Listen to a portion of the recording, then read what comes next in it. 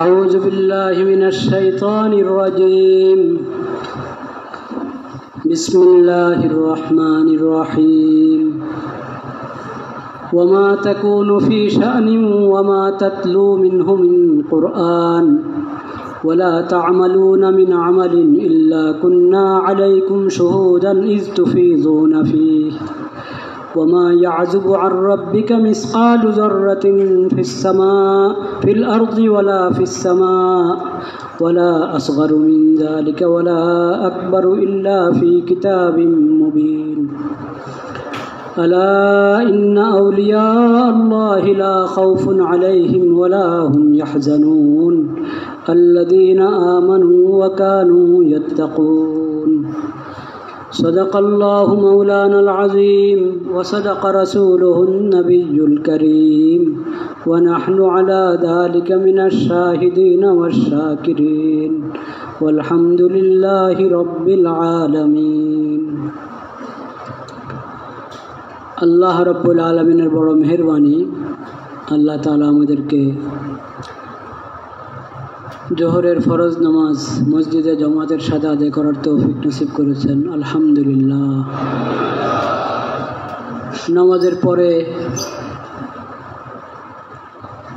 নামাজের পরে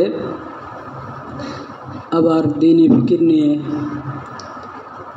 আগের মজলিসের তাতিম্মা হিসেবে আল্লাহ রাব্বুল আলামিন আরও কিছু সময়ের জন্য আমাদেরকে বসার তৌফিক নসিব করেছেন, আলহামদুলিল্লাহ। আমাকে একটা আলোচ্য বিষয় হযরতরা বলেছেন, আমাদের অধঃপতনের কারণ এবং তার উত্তরণের পথ। তো বিষয়টা এত গভীর এবং এত ভারী এবং এত দীর্ঘ, যেটা আমার ধরা ছোঁয়ার আসলে ঊর্ধ্বে। যাই হোক, তো বিষয় যদি অনেক ভারী হয়, অনেক দীর্ঘ হয়, আলোচনা একদিক থেকে সহজ, কারণ এই বিষয় তো পুরো আলোচনা করা যাবেই না, জানা কথা। একটা অংশ নিয়ে করতে হবে। যে কোনো একটা অংশ নিয়ে কিছু বললে আল্লাহর রহমতে জিম্মাদের আদায় হয়ে যাবে ইনশাআল্লাহ।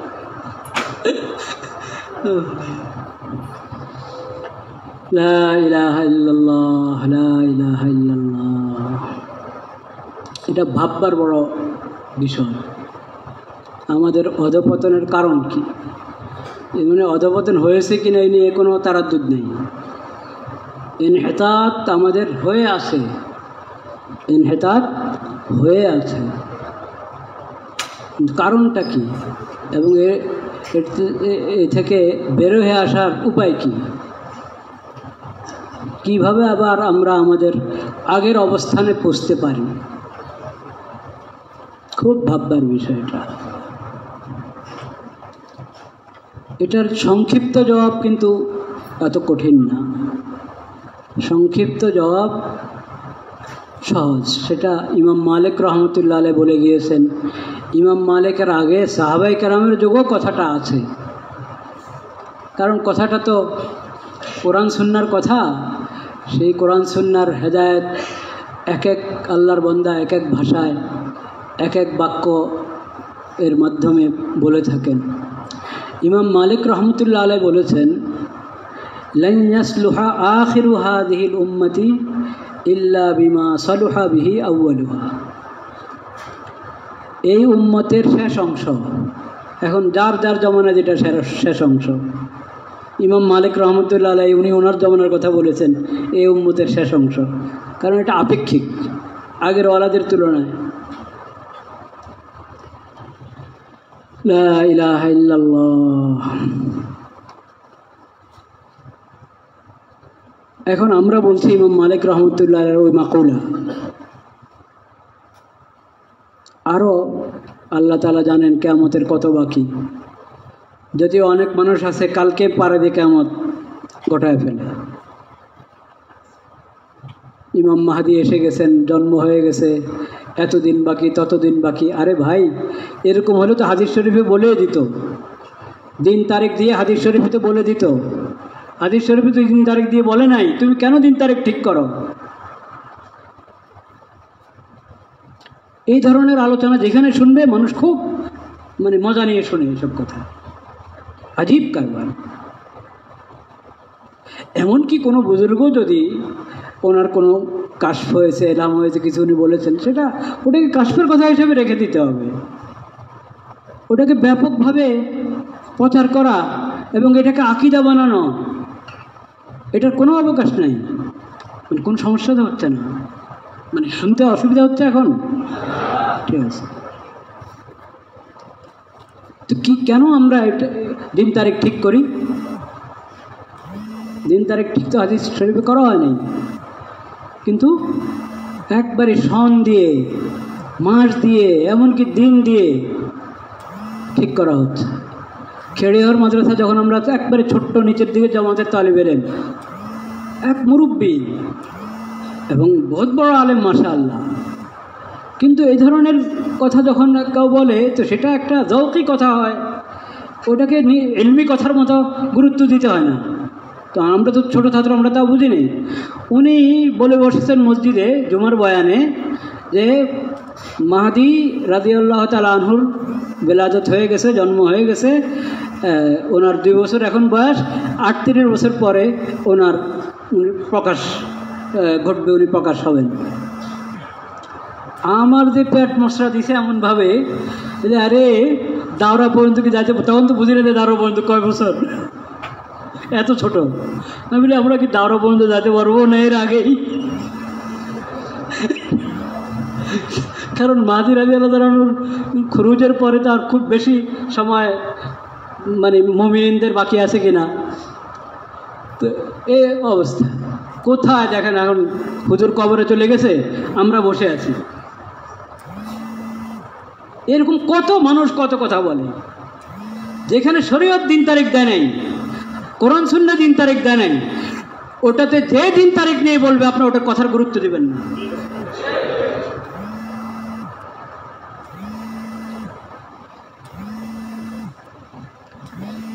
যাই হোক, তো কথাটা বলছিলাম কি বিষয়? আখিরু হাদিহিল উম্মাহ, ইমাম মালিক রহমতুল্লাহ আলাইহি বলছেন এই উম্মতের শেষ অংশ। এই শেষ অংশটা আপেক্ষিক, আপেক্ষিক মানে প্রত্যেক আমরা যে যে জমানায় আছি, আমরা আমাদের আগের ওয়ালাদের হিসাবে আমরা কি পরে শেষে। কথাটার উদ্দেশ্য হলো আমরা যদি নিজেদের ইসলাহ চাই, ইসলাহের উপায় হলো আমাদের আগের ওয়ালারা যেভাবে ইসলাহ হয়েছেন সেটাই তরিকা, এর বাইরে কোনো তরিকা নেই। ওইভাবে আমাদের ইসলাহ করতে হবে। তো আমাদের আগে কওমি মাদ্রাসাগুলো ভালো ছিল, এখন ভালো না কেন? আমাদের আগে মুক্তবগুলো ভালো ছিল, এখন মুক্তবগুলো ভালো না কেন? আমাদের আগের তালেবে ইলমরা ভালো ছিল, আমরা ভালো না কেন? আমাদের আগের মুআল্লিমরা ভালো ছিলেন, আমরা ভালো না কেন? ওনারা কিভাবে ভালো হয়েছেন, কি সিফাত ওনাদের মধ্যে ছিল? দেখব আমরা যদি চিন্তা করি তাহলে দেখব যে ওই সিফাত আমরা হারিয়ে ফেলেছি, ওই সিফাত আমাদের মধ্যে কমে গেছে, কোনোটা একবারে হারিয়ে গিয়েছে। যেই সিফাতের দ্বারা ওনারা ভালো ছিলেন, সেই সিফাত আমাদের মধ্যে না থাকার কারণে আমাদের এই অধঃপতন। এটা থেকে বেরোয় আসতে হলে সেই সিফাত আমাদেরকে কী করতে হবে? হাসিল করতে হবে। ওই সিফাতগুলো কি? অনেক সিফাত। সবচেয়ে বড় সিফাত ইখলাস, সবচেয়ে বড় সিফাত। এরপরে ইস্তিখলাস, এটা হযরত মাওলানা ইলিয়াস রহমতুল্লাহর কথা, ওনার ভাষা হিসেবে আমি এই শব্দ বললাম।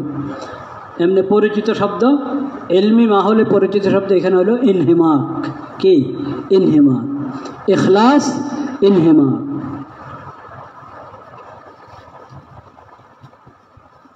এই দুই সিফাতের দ্বারা আগের মুআল্লিমরা কামিয়াব মুআল্লিম ছিলেন, আগের তালেব ইলমরা কামিয়াব তালেব ইলম ছিল। ইখলাস এবং কি? ইনহিমাক।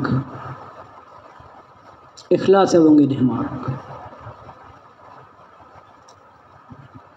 ইখলাস কি জিনিস? ইখলাসের মফহুম আমি আমার মতো তালেবে ইলমরা খুব কম বুঝি, আমরা খুব কম বুঝি। ইখলাসটা বুঝতে হলো আমাদের আকাবেরের সিরত এবং জীবনী পড়া দরকার। ইখলাস কাকে বলে? অনেক জিনিস ইখলাস পরিপন্থী, আমরা একটু ভেবেও দেখি না, একটু চিন্তাও করি না যে এটা ইখলাস পরিপন্থী। অনেক জিনিস এখলাস পরিপন্থী, কিন্তু আমরা এটাকে এখলাস পরিপন্থী মনে করি না। এখলাসটা পাকা হতে হবে আর ইনহিমাক হতে হবে। এখলাস মানে কি? একটা তো হলো এখলাস, অর্থ হলো ইখলাসুন নিয়্যাতি লিল্লাহি তাআলা, নিয়তকে আল্লাহর জন্য কি করা? খালিস করা। নিয়তকে আল্লাহর জন্য খালিস করা।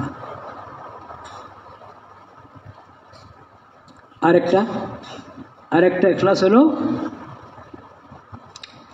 ইন্নী ওয়াজ্জাহতু ওয়াজহিয়া লিল্লাযী ফাতারাস সামাওয়াতি ওয়াল আরদা হানিফা ওয়া মা আনা মিনাল মুশরিকিন। হানিফ হওয়া ছাড়া মুখলেস হওয়া যায় না। হানিফ হওয়া ছাড়া মুখলেস হওয়া যায় না। হানিফ কাকে বলে? হানিফ হলো যে তার মঞ্জিলের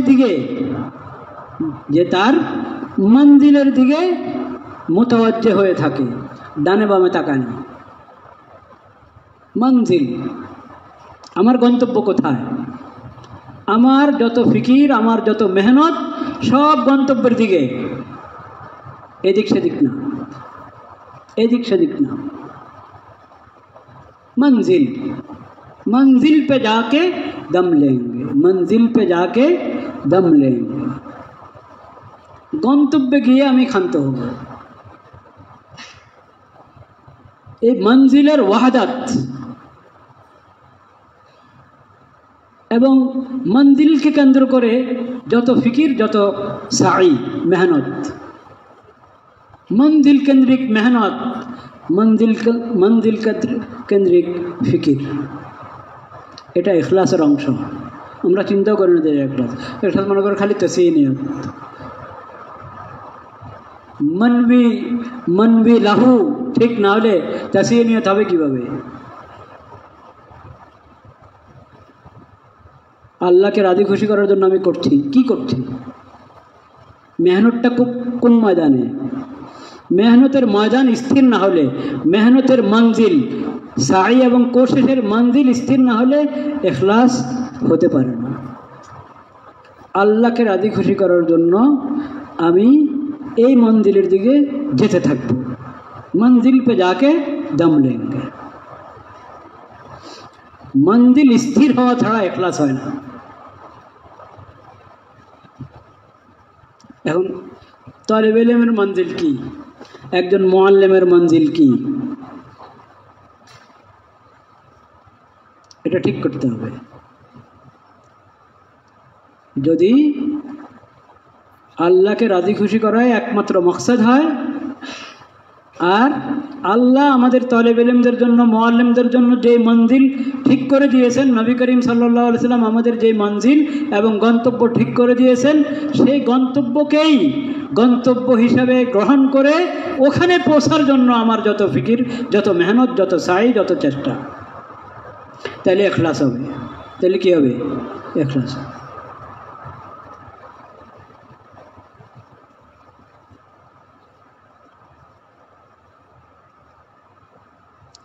এখন আমাদের তালিবে ইলম যারা, মুআল্লিমের মঞ্জিল কি?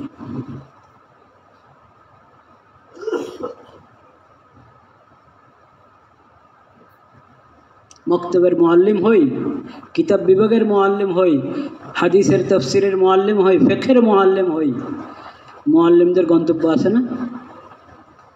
সবার গন্তব্য আছে। মক্তবের মুআল্লিমের গন্তব্য কি? মক্তবের মুআল্লিমের গন্তব্য হলো আমার হাতে যে তালিবে ইলম, যে বাচ্চারা, মানুষের যে সন্তান, যে বাচ্চারা আমার হাতে এসেছে, এরা আল্লাহর আমানত। খালি অভিভাবকের আমানত না, খালি অভিভাবকের আমানত না। কার আমানত? আল্লাহর দেওয়া আমানত। মাদ্রাসা কর্তৃপক্ষেরও আমানত, অভিভাবকের আমানত। এই মাদ্রাসার যত খায়ের খা আছে, মুহিব্বিন আছে, মুআবিনিন আছে, সবার আমানত। এর চেয়ে বড় কথা, কার দেওয়া আমানত? আল্লাহর দেওয়া আমানত। এই আমানতের যাতে আমি হক আদায় করতে পারি, কোনো খেয়ানত না হয়। আমার কাছে এসেছে সে কোরআনের তালিবে ইলম হওয়ার জন্য, কোরআনের হাফেজ হওয়ার জন্য, সহি শুদ্ধ কোরআন তেলাওয়াত করবে, কোরআনের ইবতিদায়ী আখলাকগুলো আমার কাছ থেকেই শিখবে। এটার জন্য এসেছে। কমপক্ষে এই দায়িত্ব আমি পালন করে তাকে মাদ্রাসার মুহতামিমের হাওয়ালা করব, অভিভাবকের হাওয়ালা করব। এটা আমার মঞ্জিল, এটা আমার কি মঞ্জিল। সবাই বা তজবিদ, সহি শুদ্ধ তেলাওয়াত, নাজরাওয়ালা নাজরা, হেফজওয়ালা হেফজ, যার যে মকসদে আমার কাছে এসেছে, আমার মক্তবে দাখিলা নিয়েছে, তাকে তার মকসদ পরিপূর্ণভাবে হাসিল করিয়ে দেওয়া বিইজনিল্লাহি তাআলা, আল্লাহর রহমতে, আল্লাহর ফজল এবং করমে। এটা হলো আমার মঞ্জিল। এটা আমার একটা ছাত্র, আমি হেফজের ওস্তাদ, আমার একজন তালিব ইলম তার হেফজ কাছা থেকে গেল, আমার একজন তালিব ইলম নাজেরার ওস্তাদ, আমি তার কোনো একটা শব্দ, কোনো একটা অক্ষর তাজবিদবিহীন থেকে গেল, আমি আমার মঞ্জিলে পৌঁছিনি, আমি আমার মঞ্জিলে পৌঁছে নাই।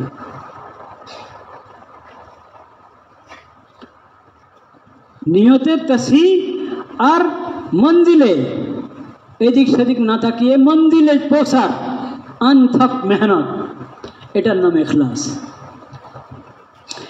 এজন্য ইনহেমাক ছাড়া কখনো ইখলাস পুরা হয় না। ইখলাস এক শব্দ বললেও হতো, ইখলাস একটা শর্ত বললেও হতো, ইনহেমাক সাথে আমি বলেছি আরও স্পষ্ট হওয়ার জন্য। ইনহেমাক ছাড়া ইখলাস কখনো সম্ভব না। ইনহেমাক কাকে বলে? ইনহেমাক বলা হলো একাগ্রতাকে। কাকে? একাগ্রতা। একবারই অন্য সমস্ত ফিকির ধান্দা থেকে আলাগ থালাগ হয়ে সব কিছু থেকে বিচ্ছিন্ন হয়ে আমার মকসদ, আমার মিশন, আমার মঞ্জিল, এটার মধ্যে আমি ডুবে থাকবো। এটাকে বলে ইনহিমাক, আরবি শব্দ ইনহিমাক। লোগাত খুলে দেখেন, ইনহামাকা ফিল আমরি, কি অর্থ? সাবারা আলাইহি। যে কাজ মানুষ নিয়মিত করে, চারদিক থেকে চোখ কান বন্ধ করে নিয়মিত করে এবং অন্য সব কিছু থেকে বিচ্ছিন্ন হয়ে পুরা দৃষ্টি, দিল জামাক সব আমার মকসদ যেটা, আমার মিশন যেটা, আমার মঞ্জিল যেটা, ওটার মধ্যে, এটাকে বলে ইনহেমাক। এই ইনহেমাক ছাড়া ইখলাস সম্ভব? কখনো সম্ভব না। আপনি যদি বলেন কেন এখন আমাদের সমস্যা মক্তবগুলোতে, তাহফিজগুলোতে, মাদ্রাসাগুলোতে, কেন এত বছর লেগে যাচ্ছে একজন তালেব ইলম হাফেজ হতে?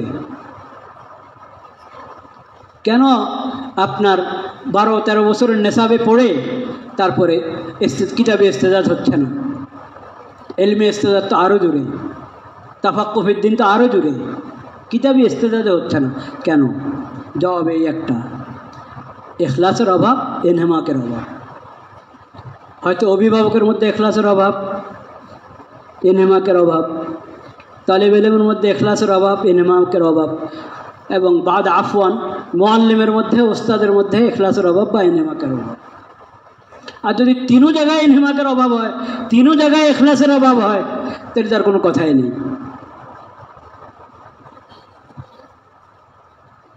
এখন কোন কোন জিনিস ইখলাস এবং ইনহেমাকের ব্যাখ্যা বোঝার পর এটা বুঝতে তার দেরি নেবে কোন কোন জিনিস ইনহেমাক পরিপন্থী, ইখলাস পরিপন্থী।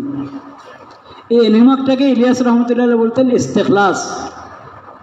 ইস্তেখলাস মানে অর্থাৎ তোমার ইখলাস আছে ঠিক, কিন্তু ইস্তেখলাস নাই, নতিজা আসবে না। ইস্তেখলাস থাকা মানে হলো তোমার অনেক মঞ্জিল কেন, একবার এই দান্দা, একবার এই দান্দা, একবার এটা, একবার এটা, একবার সেটা, এত সগল, এত ফিকির, এত ধান্দা, নতিজায় পৌঁছতে পারবা না। এত এত শক্তি তোমার নাই,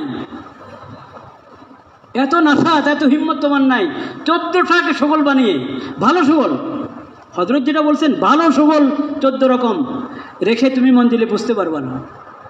এখন আমরা তো ভালো সগল 14 রকম না, আমাদের তো হলো ভালো সগলের সঙ্গে মাশকুক সগল, বরং গলত সগল। মঞ্জিল অনেক আমাদের, কিন্তু সবগুলো সহি মঞ্জিল তা না, অনেক মঞ্জিল। অনেক মন্দিরওয়ালারা মোয়াল্লেম হলে ছাত্রদের আর খায়েন নাই।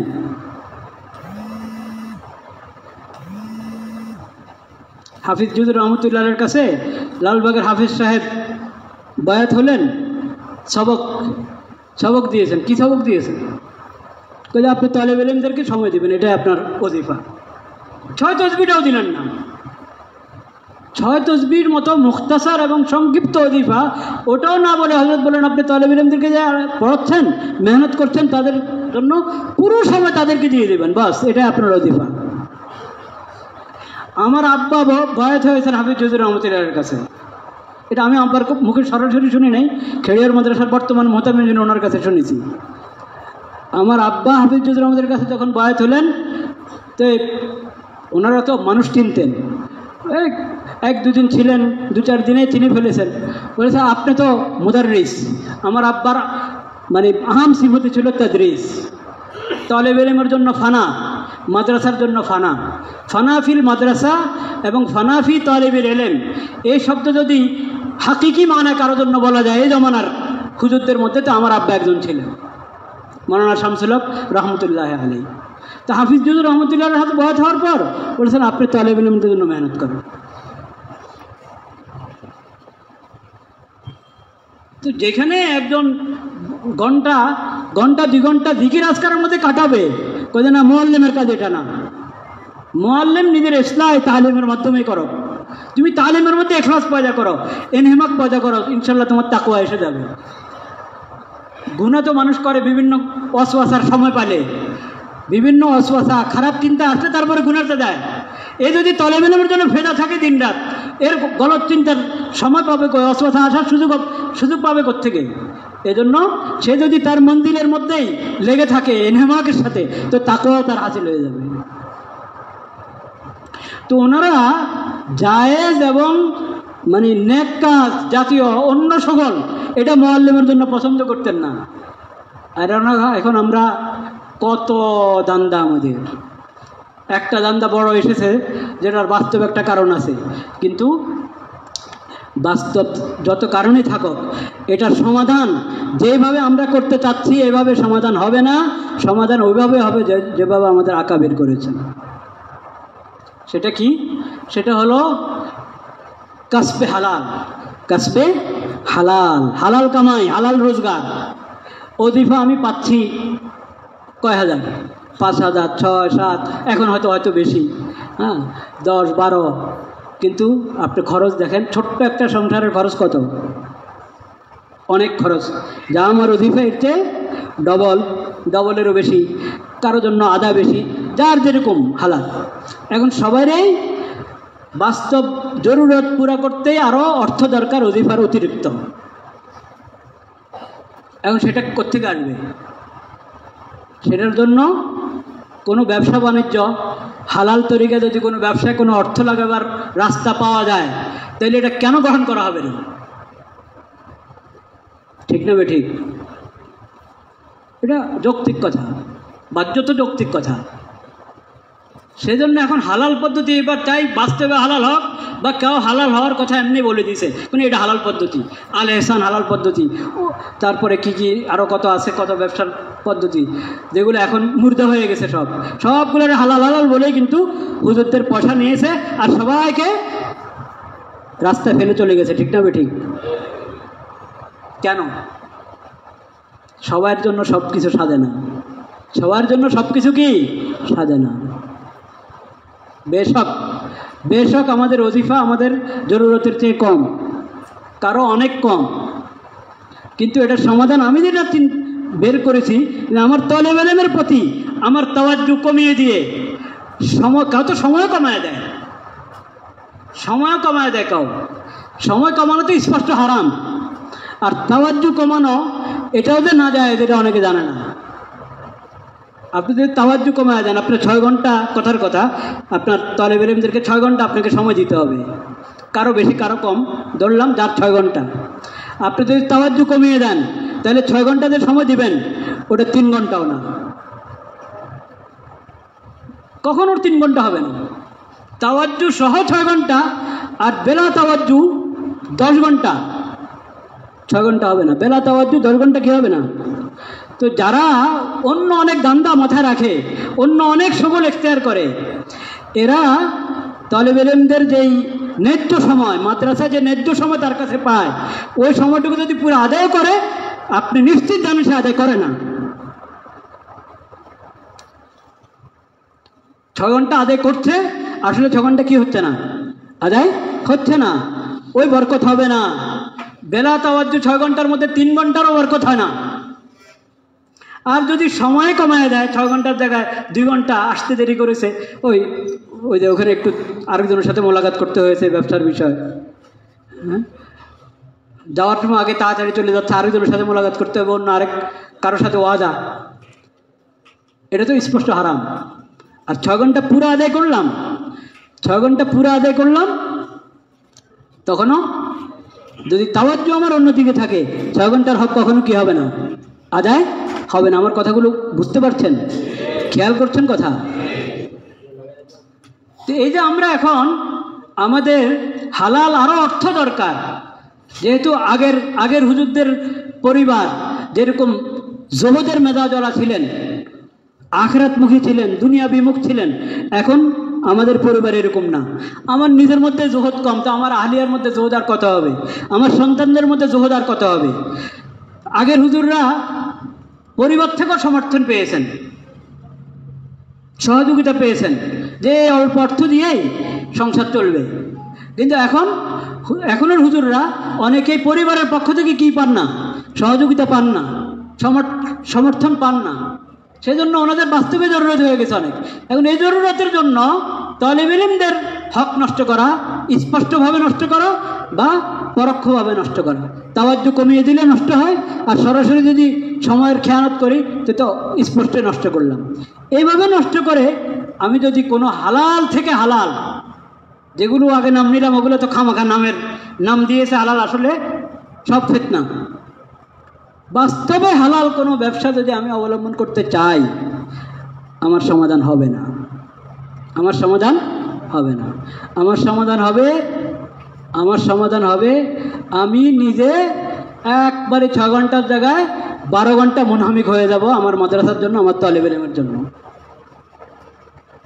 পুরা মুনহামিক হয়ে যাব। কিছুদিন কষ্ট হবে, আমি পুরা যখন মুনহামিক হয়ে যাব, ফুতুহাতের রাস্তা খুলবে, নিশ্চিত ফুতুহাতের রাস্তা খুলবে। এবং কত দোয়া হাদিস শরীফে, কত দোয়া।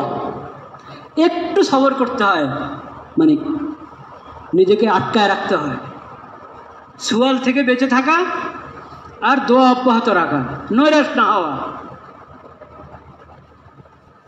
এই রাস্তায় তালেব ইলমদের এবং মুআল্লিমদের মাসালা হল হয়। আর যদি আমি চাই যে না, এটা আমার রাস্তা না, আমি কাসবে হালালের রাস্তা অবলম্বন করব, এটা ডাইরেক্ট কথা। কাসবে হালালের রাস্তা অবলম্বন করেন, কিছু সময় বাঁচতে আপনি কোনো মক্তবে গিয়ে সময় নিয়ে আধা ঘন্টা পড়ে আসেন, ওটা আরেক জিনিস। কাসবে হালাল আপনার মঞ্জিল, এটা দোষ না, আপনি করেন। যদি তবে ব্যবসা শিখতে হবে, ব্যবসা এত সহজ না, কাসবে হালাল এত সহজ না।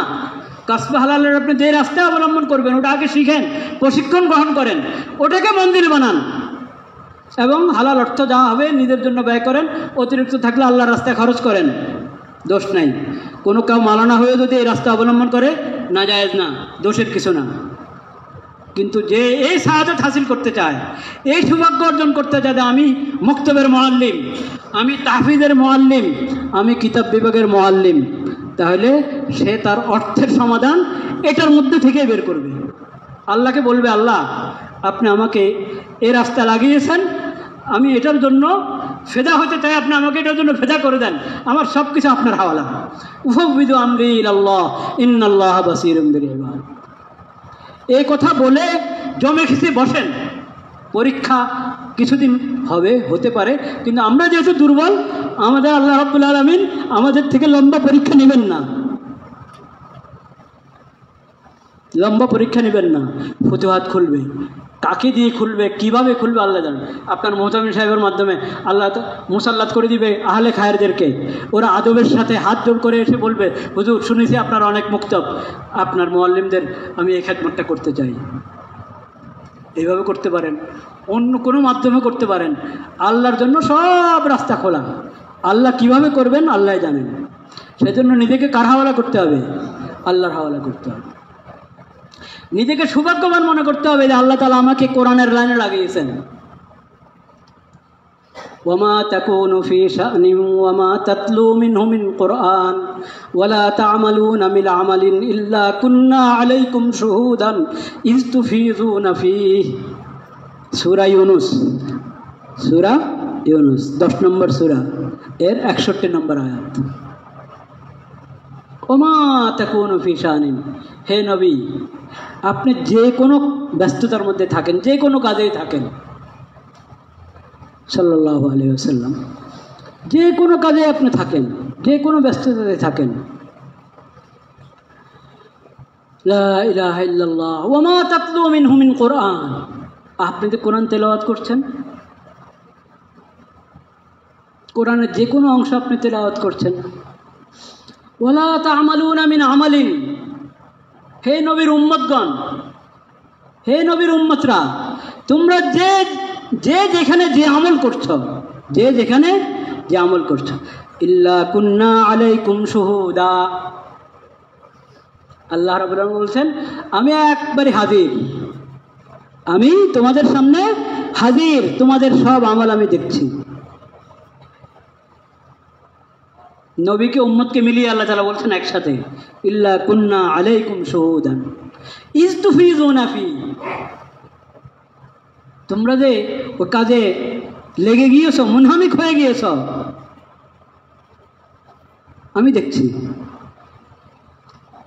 ওয়ামা ইয়াযুবু আন রাব্বিকা মিসকালু যাররাতিন ফিল আরদি ওয়ালা ফিস সামা, তোমার রবের কাছ থেকে তো একবারে জাররা থেকে জাররা, না জমিনে না আসমানে কোনো কিছু আল্লাহর ইলম থেকে কিনে গায়েব নাই, অদৃশ্য নাই। ওয়ালা আসগারুনা ওয়ালা আসগারা, ওয়ালা রাতে জবর, ওয়ালা আসগারা মিন যালিকা ওয়ালা আকবারা ইল্লা ফি কিতাবিম মুবিন, জাররা থেকে ছোট, জাররা থেকে বড়, যাই বলো সব আল্লাহর ইলমে আছে, বরং আল্লাহ তাআলা সব কিতাবে মুবিনে লিখে রেখেছেন। তো আমি মুক্তবের মুদাররিস, আমার বাসায় এই জরুরত, আমার নিজের এই জরুরত, আল্লাহ দেখছেন না? ওয়ালা তা'মালুনা মিন আমালিন ইল্লা কুন্না আলাইকুম শুহুদা ইয তুফিযুনা ফী, তুমি যে লেগে আসো এই কাজে, এখন কে কতটুকু লেগে আসো তাও আল্লাহ জানেন, তাও আল্লাহ জানেন। এর সঙ্গে পরের আয়াতে হলো 62 নম্বর আয়াতের পরের আয়াত, আলা ইন্না আউলিয়া আল্লাহ লা খাউফুন আলাইহিম ওয়া লা হুম ইয়াহজানুন আল্লাযীনা আমানু ওয়া কানু ইয়াত্তাকুন। ওলি হওয়ার, পাক্কা মুমিন হওয়ার, মুত্তাকি হওয়ার সবচেয়ে আসান তরিকা যে আপনি যে আমল করছেন এই কথা জেনে রাখেন যে আল্লাহ আমাকে দেখছেন, আল্লাহ আমাকে দেখছেন। আল্লাহ রাব্বুল আলামিন আমাকে, আমাদের সব ভাইকে ভরপুর কবুল করেন। ওয়া আখিরু দাওয়ানা আলহামদুলিল্লাহি রাব্বিল আলামিন।